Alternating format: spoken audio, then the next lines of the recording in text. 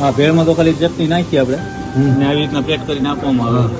ભેળમાં કંઈક ખાસિયત તમારી કેટલી રહી છે? આમાં અંદર કેટલા વસ્તુ પડતી હોય છે? આની અંદર ચવાણું મિક્સ કઠોળનું ચવાણું આવે હા, અને અંદર ચટણી પાણી આવે બરાબર. આંબલીનું અને કાંદા ઉપરથી આવે બસ સિમ્પલ. હા, ભેળ થઈ ગઈ છે. હા તમને ભાઈ કેવું લાગ્યું? ભજીયા ખાવાના ને ભેળે ખાવાના અને આના જેવી ભેળ કઈ મને નહીં. બાકી બધા એમાં પાણી જેવી પડે. આ ભાઈની ચટણી જે છે ને ઘાટી ચટણી છે. હા. અવશ્ય જે વિડીયો જોતા હોય અવશ્ય આવજો.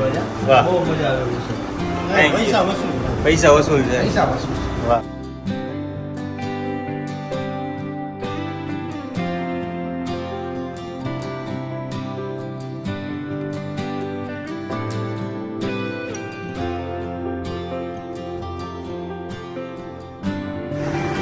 કદાચ કોઈના ઘરે જો ભજીયા બનાવતા હોય તો 20 રૂપિયાની પાઉચ છે ચટણીનું. એમની આ ખાસિયત છે, ચટણી લેવા માટે લોકો અહીંયા ખાલી લેવા માટે આવતા હોય છે. કાનભાઈ લઈ જવાના છે. અમારા કાનભાઈ હાટું ચટણી છે.